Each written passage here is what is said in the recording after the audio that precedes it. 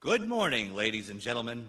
Today, the men and women of the United States Air Force will welcome General David W. Allvin as the 23rd Chief of Staff of the United States Air Force. The host for today's ceremony is the Secretary of the Air Force, the Honorable Frank Kendall. We are also honored to have as a member of the official party, the Chairman, Joint Chiefs of Staff, General Charles Q. Brown, Jr. Ladies and gentlemen, please rise.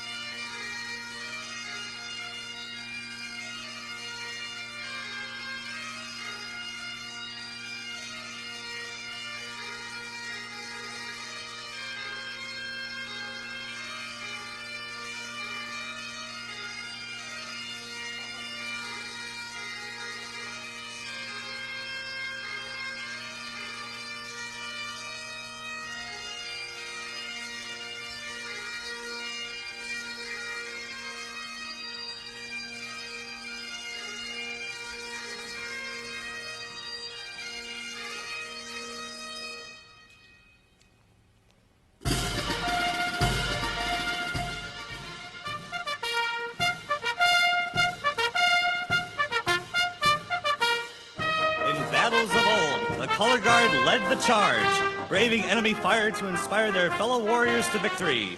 Escorting our nation's colors and the United States Air Force flag is the United States Air Force Honor Guard.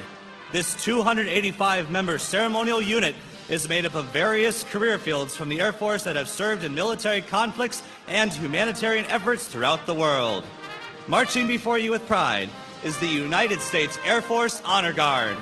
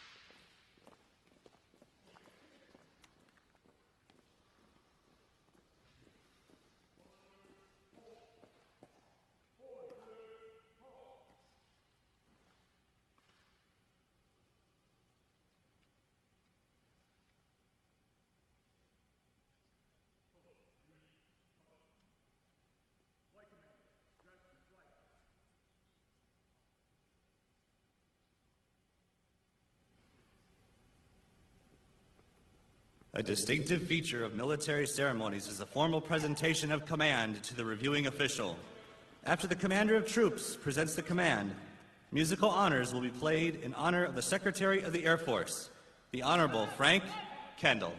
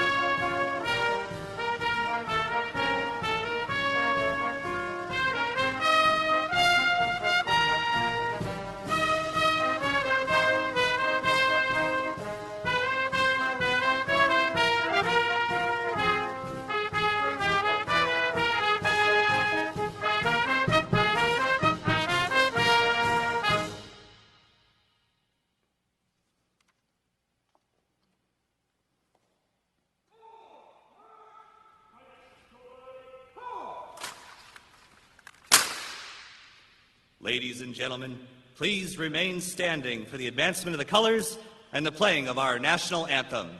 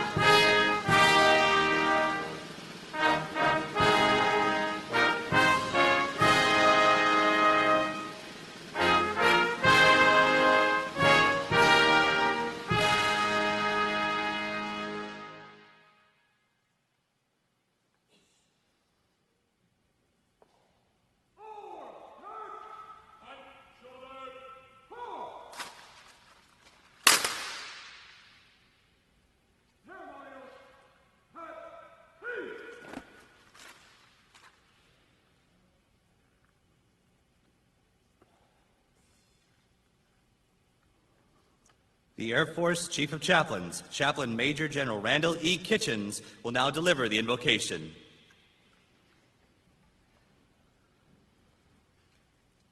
I invite you to join me in prayer. Let us pray. Almighty God, we're thankful for this day, the opportunity to celebrate the Air Force tradition. For our Chief Staff of the Air Force, this welcoming ceremony, from General Spots to General Brown, and now General David Allvin. We're thankful for the leadership and care to our Air Force as we fly, fight, and win. We're thankful for General Brown's leadership in this last chapter of our Air Force history with Miss Shireen by his side.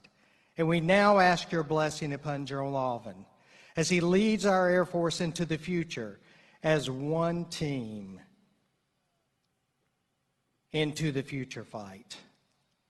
Grant him wisdom beyond his years, multiplied rest, precise focus, and the extra measure of capacity to care for our airmen, our guardians, and families. Be with General and Mrs. Allvin in this next chapter of our Air Force history. Grant them peace, vision, and the passion needed for all that is ahead, known and unknown. Bless now this ceremony, our future, and we pray this in thy holy name. Amen. Please be seated. Ladies and gentlemen, the Secretary of the Air Force, the Honorable Frank Kendall.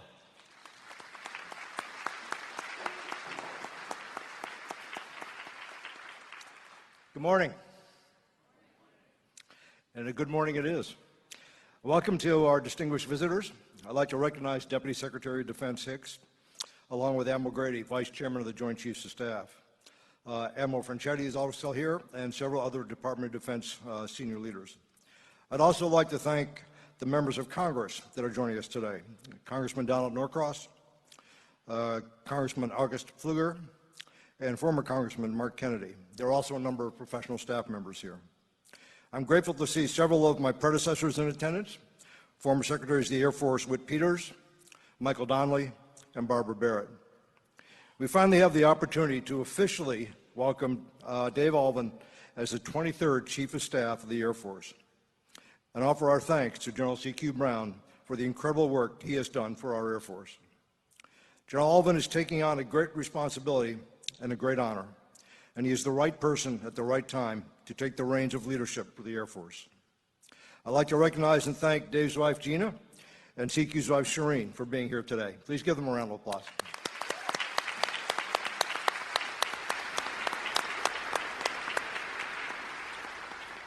The tireless support you both continue to offer to our airmen and to the entire Joint Force now is deeply appreciated and inspiring and very valued. Thank you.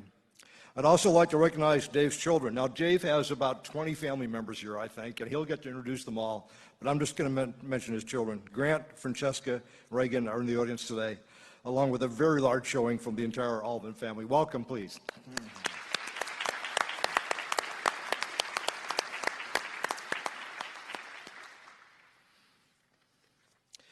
Thank you for the professional protocol team and the staff that put this event together today.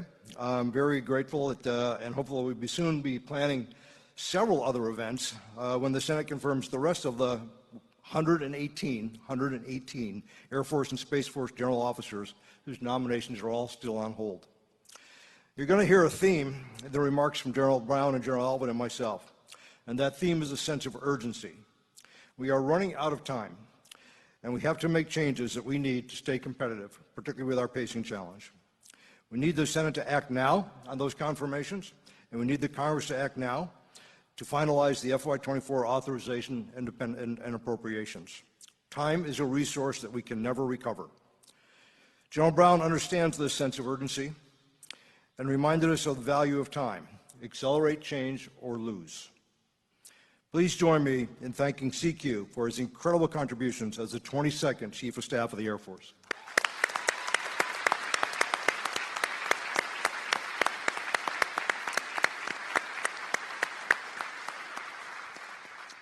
CQ took the reins of the Air Force at an incredibly difficult time.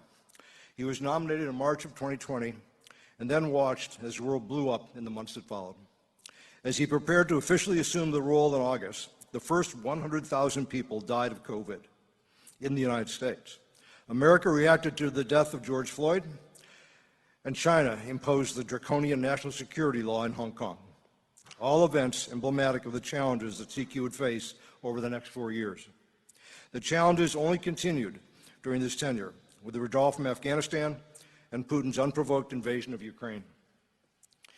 CQ not only helped us navigate these tumultuous times, with a calm and steady hand, he relentlessly accelerated change by ensuring our airmen were resilient and ready, removing bureaucratic hurdles, keeping us focused on the strategic competition, and building a flexible and affordable force for the future.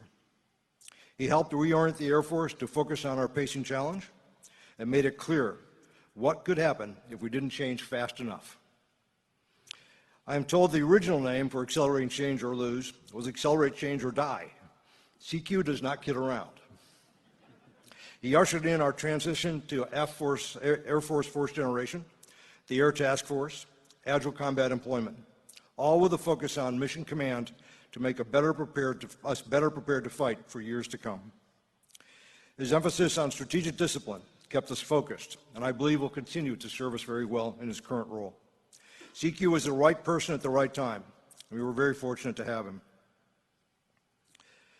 For those of you who don't know, we actually swore Dave in during Corona a couple of weeks ago out at the Air Force Academy.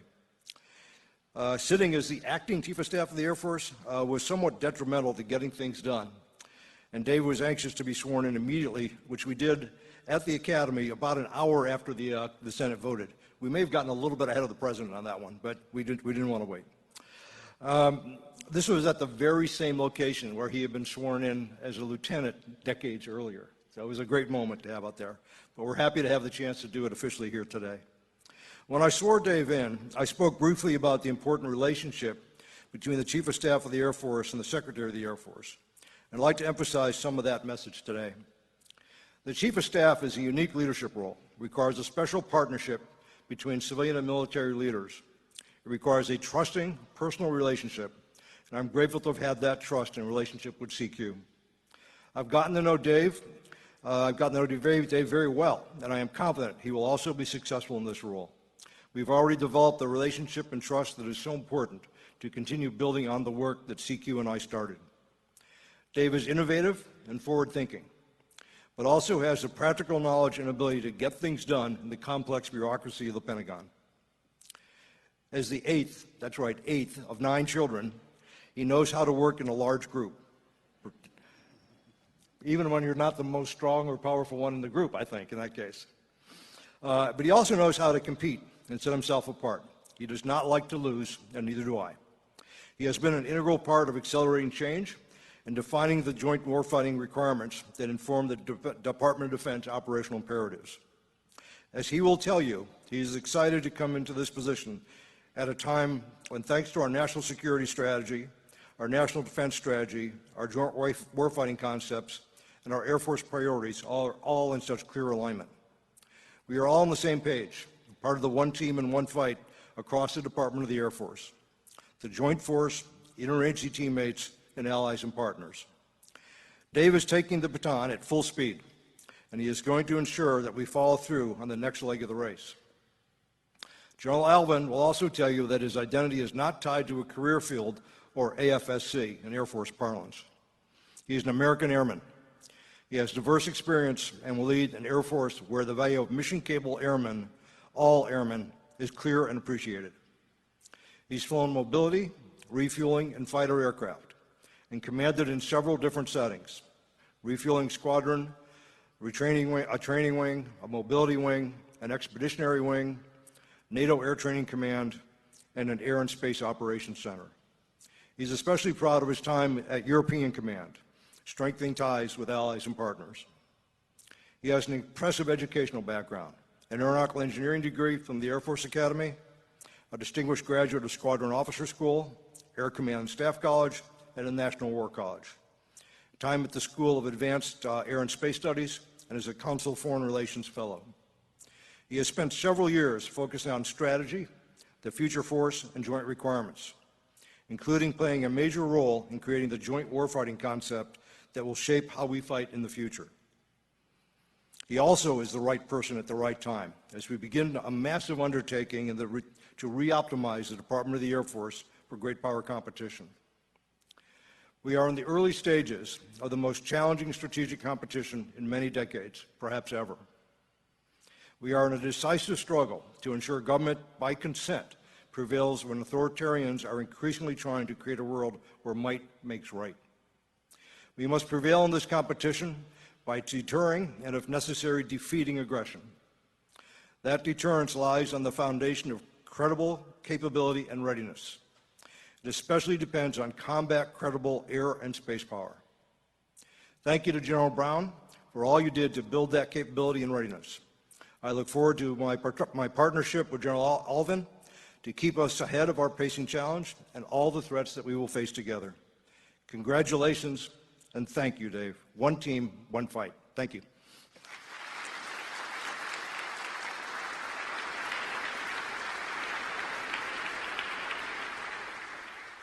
Ladies and gentlemen, the Chairman, Joint Chiefs of Staff, General Charles Q. Brown, Jr.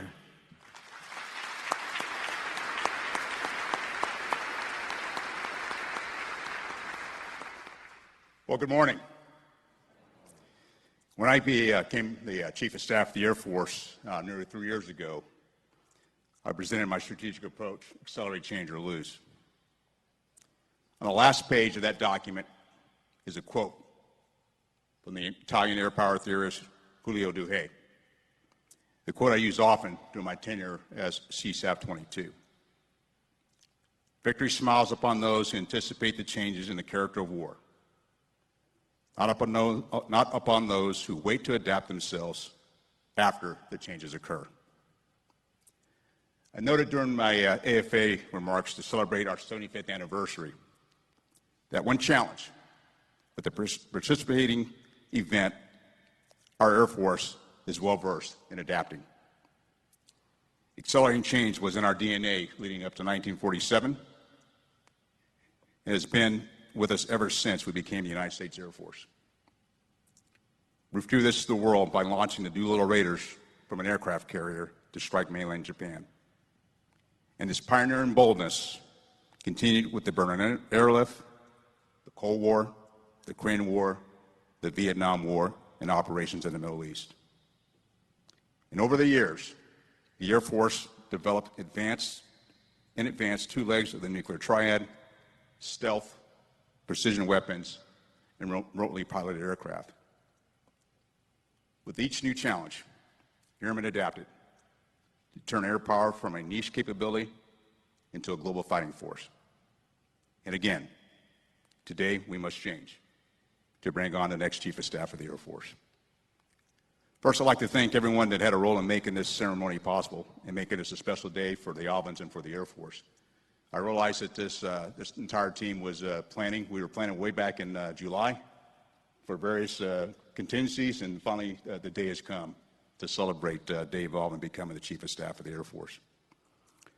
I also want to thank our Department of the Air Force leaders. Secretary Kendall, thank you so much for the kind words and the partnership. Secretary Barrett, who had a chance to work in my first year. Acting Secretary Jones, Chief of Space Operations Saltzman, Chief Master of the Air Force Bass, and Chief Master of the Air Force Toberman, and Benavenga. Thank you so much for all the teamwork as part of the Air Force team. To our congressional and Department of Defense leadership, to our civic leaders that are here in attendance, to all of our general officers, senior enlisted leaders, thank you for being here on this very special day. And finally, to our joint force, our allies and partners, and airmen and families here, welcome and thank you for being here and joining us for this ceremony. Now, it is a privilege to participate in this ceremony, to watch the flag get passed to Dave, and to give thanks to a phenomenal Air Force family.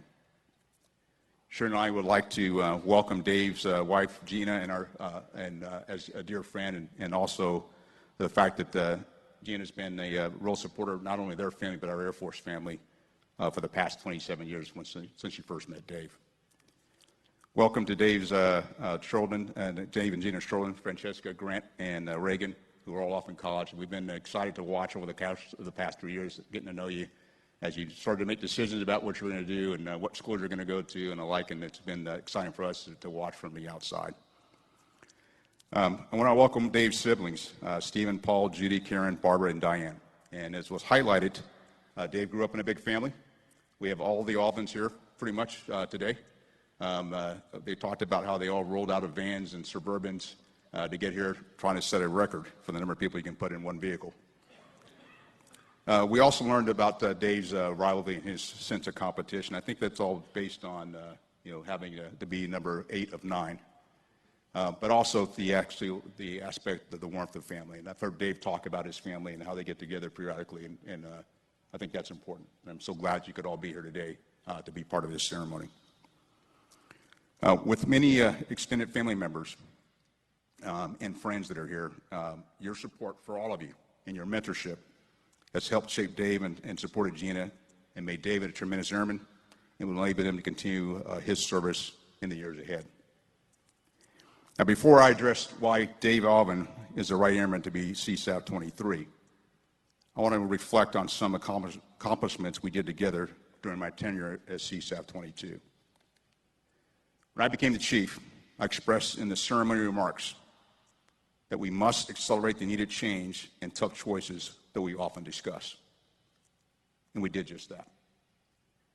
We changed our mission statement and our doctrine, clearly stating we could fly, fight, and win anytime, anywhere, and do so through Mission Command.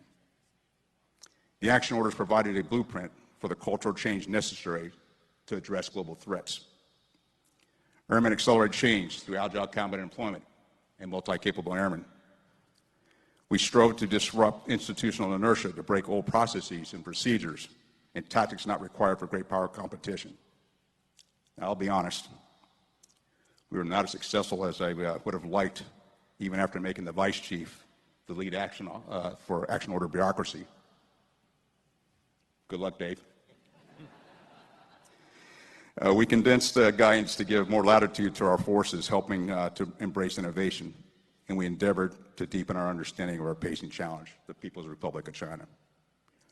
We implemented new force generation models to improve readiness, published the Air Force Future Operating Concept, and worked across the Department of the Air Force team to resource the 7 operational imperatives, to transform the Air Force from the force of today to the force for tomorrow, to address our pacing, acute, and unforeseen challenges of the future. Finally, in line with the National Defense Strategy, we focus on our allies and partners, striving to be integrated by design. During my time as chief, I was extremely pleased to have Dave Allvin as my vice chief. We spent a lot of time together, not just in the office, but pretty much every weekend. We spent a little time talking via video teleconference or telephone.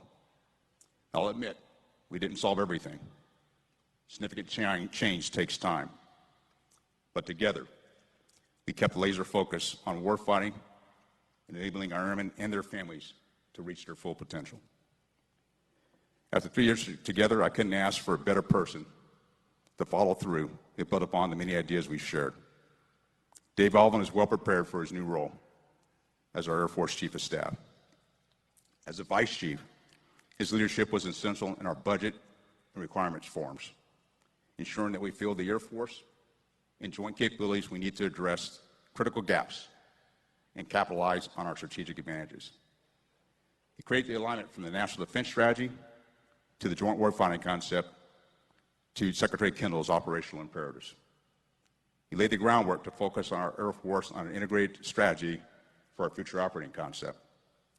His success as the Vice Chief was due to his breadth of Air Force experiences. Now, if you read his bio, his career may appear a bit haphazard. In some cases, hard to decipher in the military personnel system. Well, it actually is somewhat haphazard.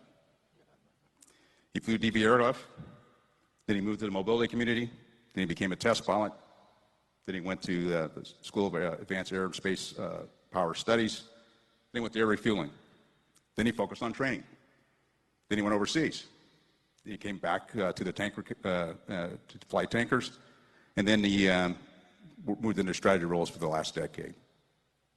He's played a role in strategic planning for the Air Force, the Combatant Command, and the Joint Force. I first came across Dave's work when he briefed the tank as the J5 for Yukon. Suffice it to say, I was thoroughly impressed and equally confused. When you look at most officers' careers, there's a typical logical flow of progression and specialization. Dave has none of those. He didn't follow a path, but he charted a way.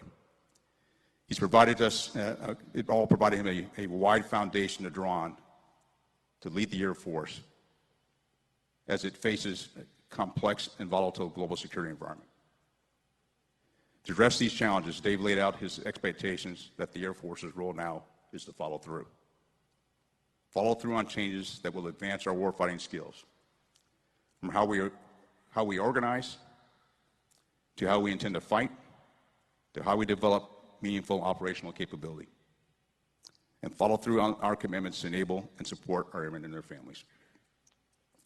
As we all reorient ourselves towards great power competition, we know that while technology and advanced capabilities will be critical, airmen will provide a decisive edge. Without airmen, all the technology, all the capabilities are just static displays. Airmen will operate at a new pace with greater speed, range, precision, lethality, flexibility, and resilience, focusing on mission outcomes over processes. To secure freedom, deter conflict, and if necessary, fly, fight, and win, anytime, anywhere. As Hilo Dehe once said, our future success will require that we require anticipation and adaptation. Changes to be accelerated have been identified. Now it's time to follow through. Dave and Gina, we want to wish you all the best as you take on this new role. And Shereen and I are pretty excited we get to continue to work with you for the next 4 years. Thank you all for being here, and may God bless the United States of America.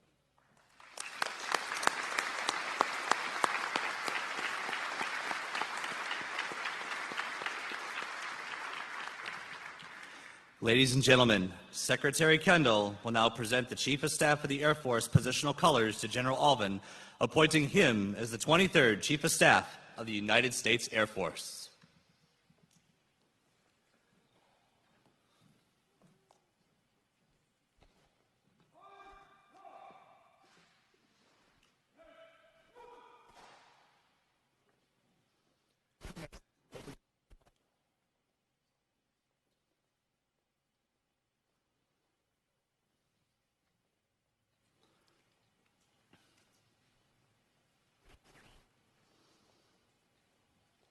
Historically, the passing of a flag was accomplished in front of the unit, so all could see and witness the changing of leadership. This symbolic tradition first began in the Department of the Air Force with the first Air Force Chief of Staff, General Carl A. Spaatz, and the first Secretary of the Air Force, the Honorable W. Stuart Symington, in September 1947.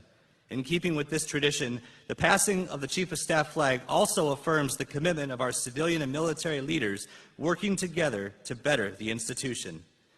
The flag is entrusted to the Chief Master Sergeant of the Air Force, Joanne S. Bass, symbolically expressing the special trust and responsibility afforded to the Air Force's enlisted members. General Allvin will now accept the responsibility as the 23rd Chief of Staff of the United States Air Force. By direction of the President of the United States of America, General David W. Allvin is appointed as the Chief of Staff of the United States Air Force effective 2 November 2023.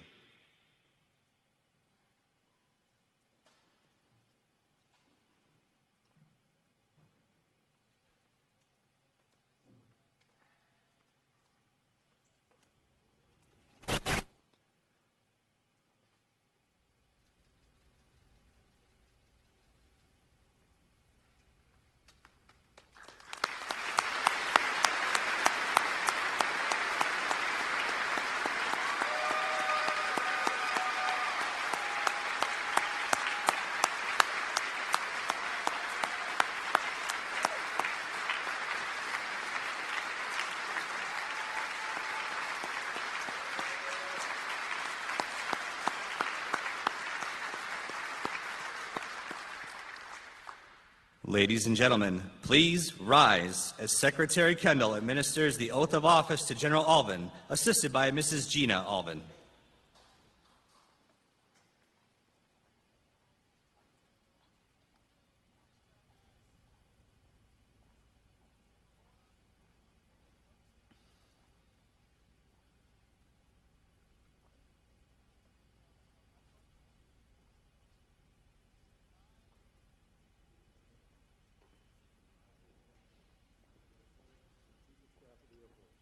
Do solemnly swear that I will support and defend the Constitution of the United States against all enemies, foreign and domestic, that I will bear true faith and allegiance to the same, that I take this obligation freely without any mental reservation or purpose of evasion, and that I will well and faithfully discharge the duties of the office upon which I am about to enter. So help me God.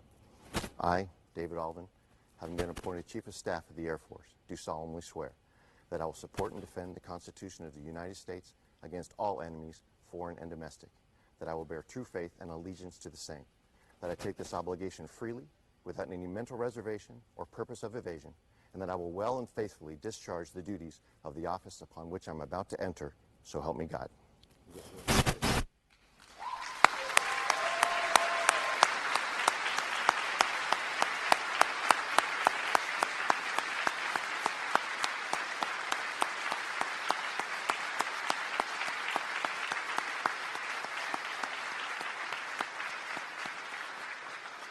Please be seated. The second Chief of Staff of the Air Force, General Hoyt S. Vandenberg, decided the Chief of Staff of the Air Force should be set apart from other officers as the leader of the Air Force.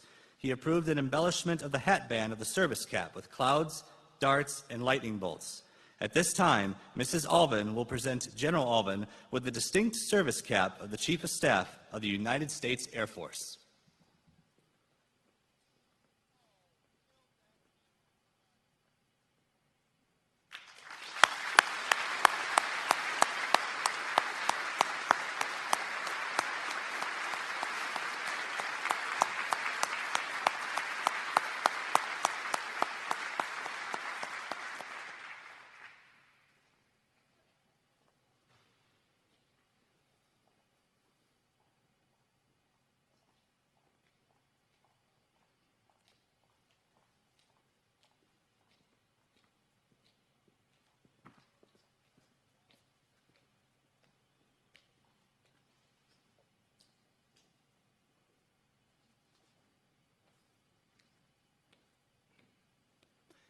Ladies and gentlemen, please stand for the posting of the colors.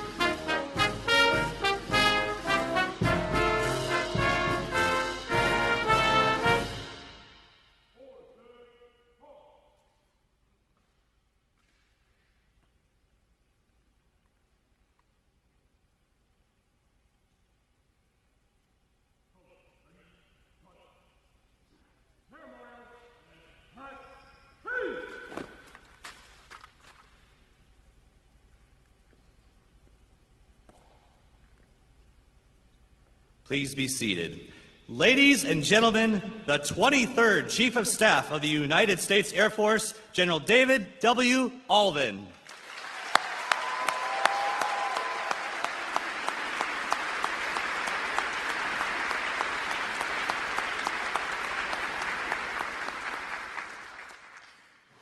Well, good morning.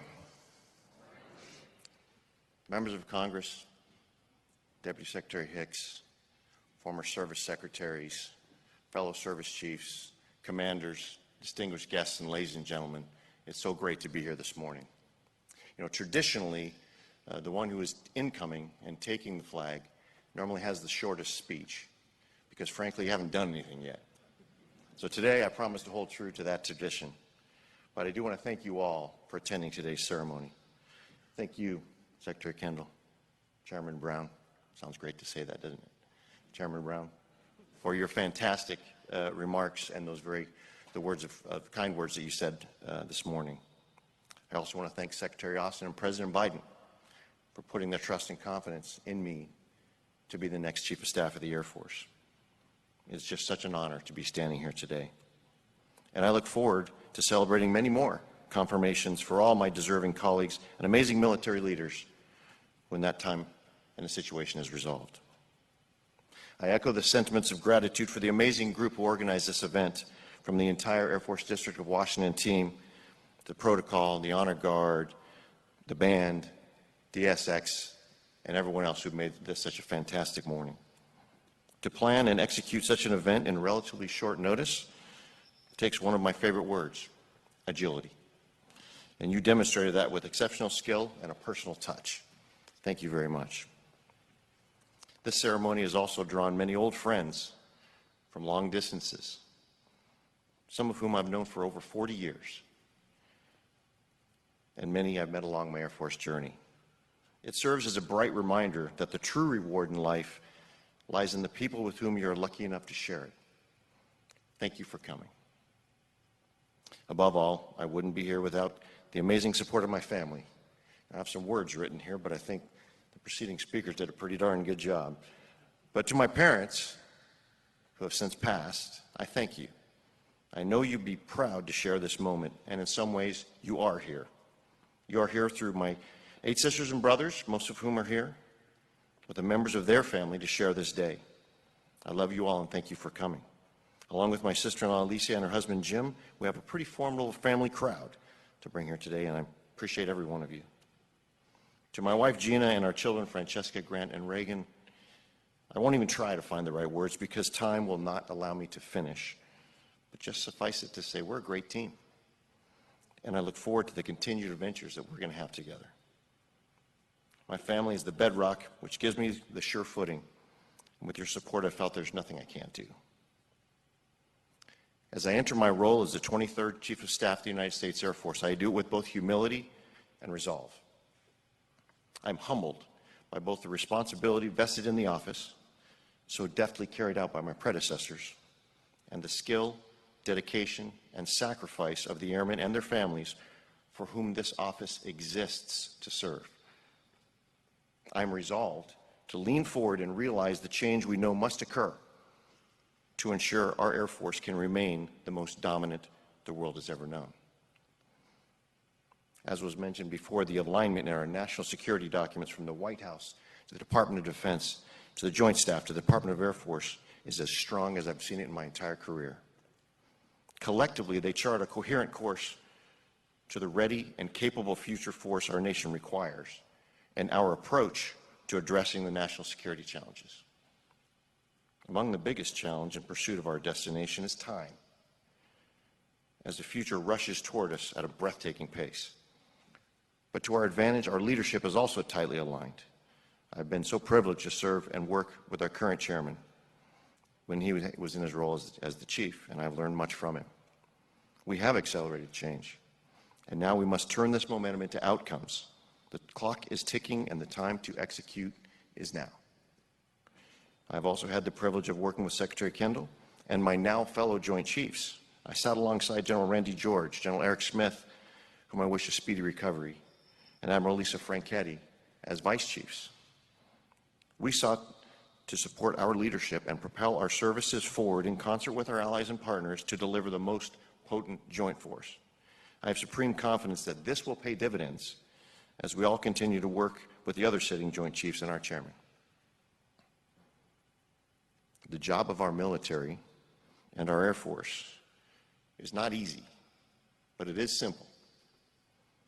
As nations compete for preservation and advancements of their interests, for influence, for power, for authority to shape and govern the international order, they have varying tools in their national toolbox.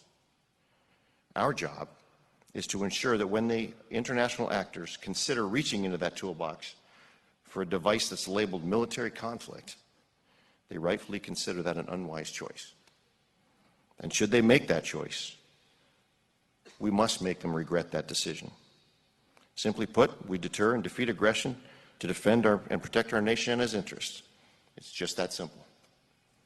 This has been our role as a military since the founding of our country, and it remains so today. However, adjustments and variations in the execution are necessary as we adapt that mission to the strategic environment as well as the changing character of war. The current strategic environment is one in which our national interests are threatened in a way we have not seen in decades. And the evolving character of war is one that privileges speed and tempo, agility, range, flexibility, resilience, and precise lethality. These elements run deep in the DNA of air power, and it is our responsibility to the joint force and to the nation to bring these to bear to meet our pacing challenge. Speed has become a central characteristic of our current environment. As the pace of change continues to quicken, opportunities to exploit technological advancements are both more frequent and more fleeting. We must be proactive in pursuit of these opportunities and must not be shackled by the false perception that we must have a flawless plan with precise expected outcomes before executing. This is a recipe for stagnation and a losing approach. Precision is not the same as accuracy. And in a world that is increasingly nonlinear in its path to the future, the error of conflating the two is increasingly costly. Instead, we must solve for agility, initiating action in the right direction, and building in the flexibility to learn and adjust while in motion. This is the spirit in which we must pursue the efforts to optimize for the environment we face. Solve for agility and move out. This approach requires a collective courage to implement, a willingness to actually learn on the fly, and reward smart risk-taking. We must be able to respect our tried and true past experiences without becoming a prisoner to them. they won't always serve us well. The precise path ahead of us may be opaque, but the general direction is clear. We live in an age where we must be comfortable in our discomfort in order to embrace the dynamic and uncertain future. This is the challenge of our time. I'll close with just a couple words directly to our airmen. Make no mistake, you have committed to serve in a time of consequence, and the stakes for our nation are high. But you always come through. You always come through. Of all the uncertainty, you prove it every day, and it's the one thing I have ultimate confidence in. You and your families display a sense of commitment and dedication to the mission that is unparalleled. We honor this commitment best by providing you first-rate training, equipment, and an environment that allows each of you to reach your full potential as you answer your nation's call. You deserve strong leadership that empowers you and holds you accountable to each other and to the mission. You deserve the very best we can offer. To that end, this is my promise. I will spend every day from this one until I pass the baton in dogged pursuit of the change we seek and the institution worthy of your service, because you deserve it and the nation demands it. We've got the charge. Now let's follow through. Thank you.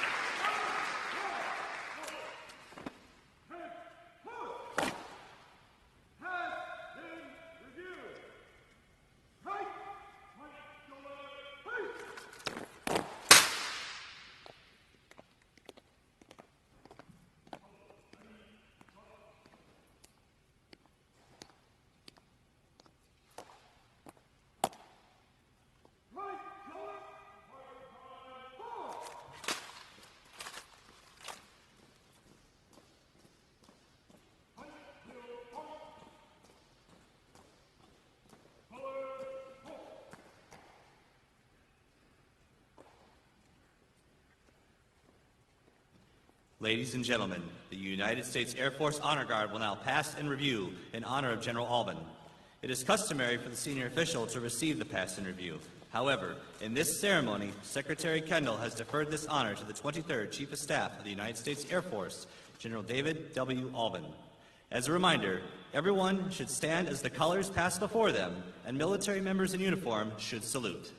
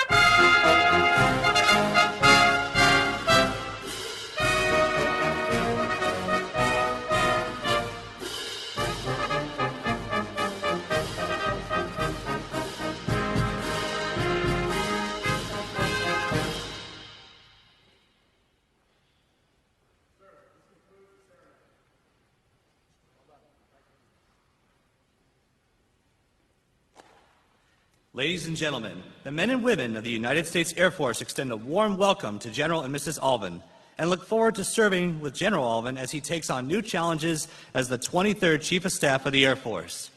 Please rise and remain standing for the playing of the Air Force song and the departure of the official party.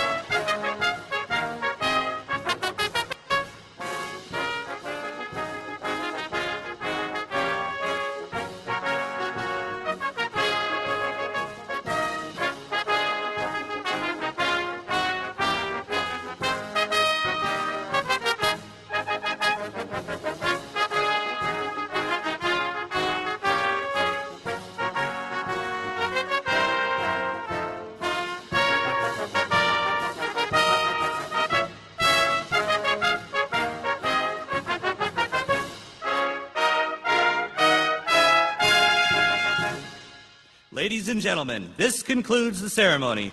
Please join Secretary Kendall and General and Mrs. Brown in congratulating General and Mrs. Allvin in the receiving line at the center of the hangar.